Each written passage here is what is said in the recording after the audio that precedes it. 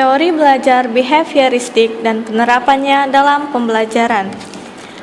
Teori belajar adalah teori tentang cara atau proses belajar yang terjadi pada seseorang. Tujuan mempelajari teori belajar adalah, sebagai guru, kita siap untuk merancang pembelajaran yang baik agar siswa mendapatkan hasil belajar yang lebih baik. Teori belajar behavioristik didukung oleh beberapa para ahli. Pertama, teori belajar menurut Thorndike.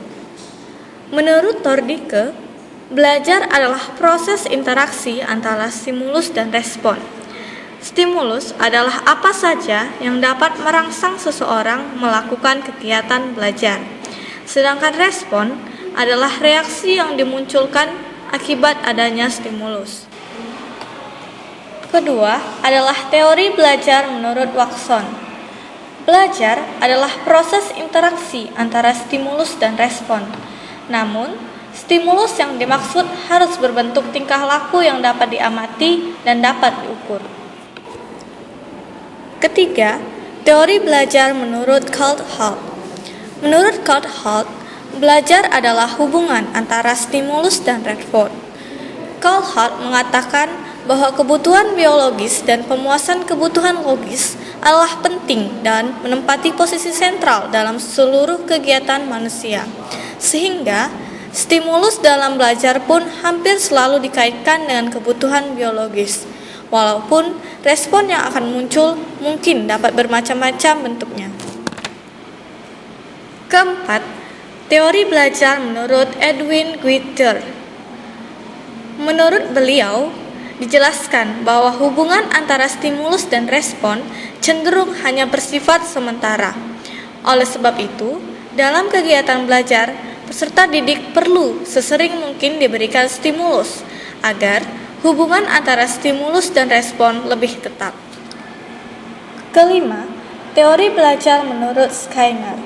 Menurut Skinner, hubungan antara stimulus dan respon yang akan menimbulkan perubahan tingkah laku tidak sesederhana yang digambarkan oleh tokoh lain. Karena pada dasarnya, stimulus yang diberikan kepada seseorang akan saling berinteraksi dan mempengaruhi bentuk respon yang diberikan. Selanjutnya, respon yang dimunculkan akan mempunyai konsekuensi-konsekuensi yang pada gilirannya akan mempengaruhi atau menjadi pertimbangan munculnya perilaku. Teori belajar behavioristik. Dalam teori belajar behavioristik, stimulus atau apa saja yang mengakibatkan suatu terjadinya proses dan akhirnya akan menimbulkan suatu respon itu sangat penting.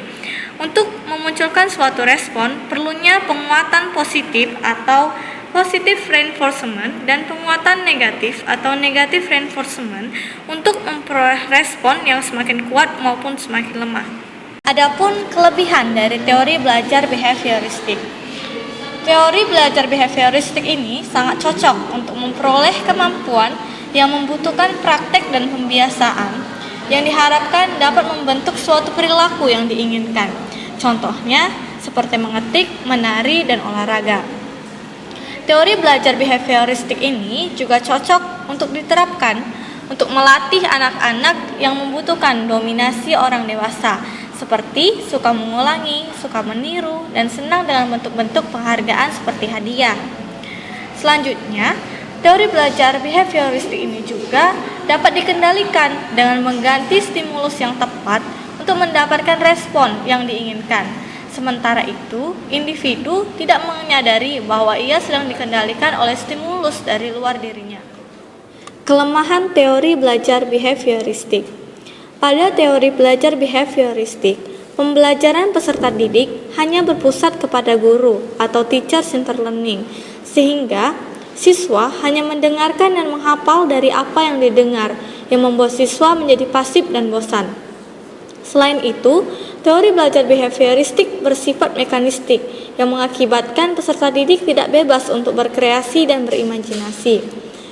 Teori belajar behavioristik tidak mampu menjelaskan situasi belajar yang kompleks karena banyak hal yang berkaitan dengan belajar yang dapat diubah sekedar menjadi hubungan antara stimulus dan respon.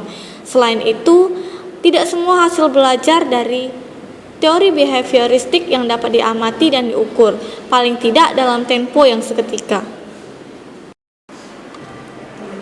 Aplikasi teori belajar behavioristik. Adapun langkah-langkah pembelajaran behavioristik menurut Cicciati dan Prasetya Irawan pada tahun 2001. Langkah-langkah pembelajaran ini sangat penting agar guru dapat merancang kegiatan pembelajaran yang dapat menghasilkan perubahan tingkah laku baik yang terjadi pada siswanya. Keripik, keripik, keripik, keripik. Ada yang mau beli dak?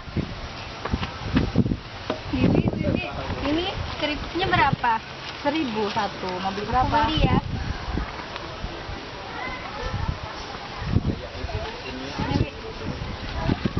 Dek. Dek. Kok Bibi itu manggil-manggil kamu? Nggak tahu, Mbak. Kamu tadi dari mana? Mau keripik sama Bibi itu. Oh, yuk kita ke situ dulu yuk.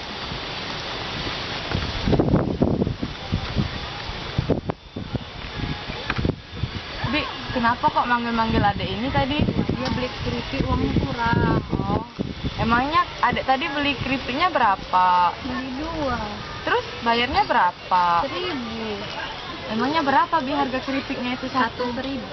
Nggak salah lagi. Mbak ajarin perkalian ya. Kan harga satu keripiknya tadi berapa? 1.000. 1.000. Nah, adek ngambilnya 2 kan? 2. Jadi dikalikan. 0 dikali 2 0 ya. 0 dikali 2 0. 0 dikali 2 0 juga. 1 dikali 2 2 kan? Jadi 2.000. Berarti harga 2 keripiknya itu 2.000, bukannya 1.000. Ngerti nggak 2.000-nya itu dari mana? Ngerti kan?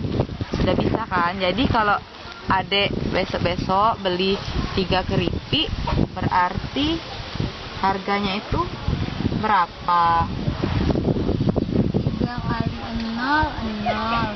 3 kali 0, 0. 3 kali 0, 0. 3 kali 1, 3. Jadi kalau beli 3 keripiknya 3.000. 3.000. Pinter. Jadi besok-besok nggak salah lagi bayar keripik sama Ya, Bibi. Bi. Maaf ya, Bi. Iya, nggak apa-apa. Makasih, Mbak. Iya dek, hati-hati ya. Bibi, aku beli keripik lagi ya. Oh iya. Nih, aku kan beli 2. Berarti aku bayar 2.000, bener kan? Bener kok. Makasih ya, Dek. Bi. Heeh.